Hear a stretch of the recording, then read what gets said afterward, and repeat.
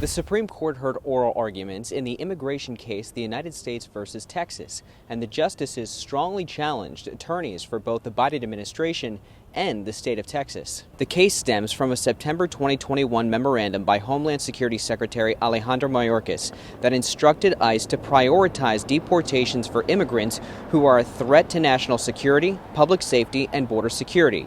They contend that because there are 11 million immigrants in the country illegally and only 6,000 immigration officers, they do not have the resources to go after them all. This is a change from the Trump administration that allowed agents to arrest anyone in the U.S. illegally. This case revolves around two main questions. First, whether the states have standing to challenge the DHS's guidelines in the first place.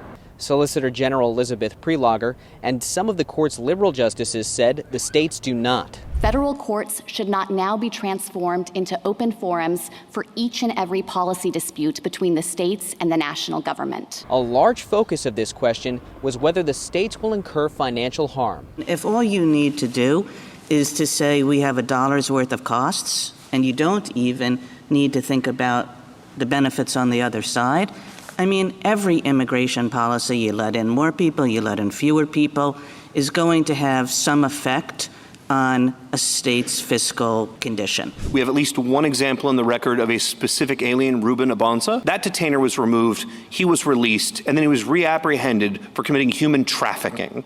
That commits the kind of cost, both law enforcement and recidivism, that certainly forms the basis of an Article III injury. That is not speculative, it occurred.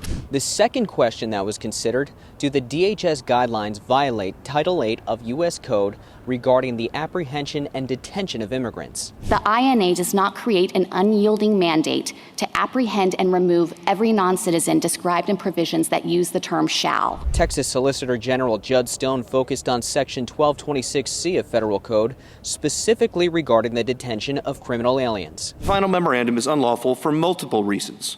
Most clearly because it treats Section 1226C as discretionary, while both this court and every previous administration have acknowledged it as mandatory. A lower court ruled against the Department of Homeland Security in this case, so the Biden administration is hoping the justices will overturn that decision.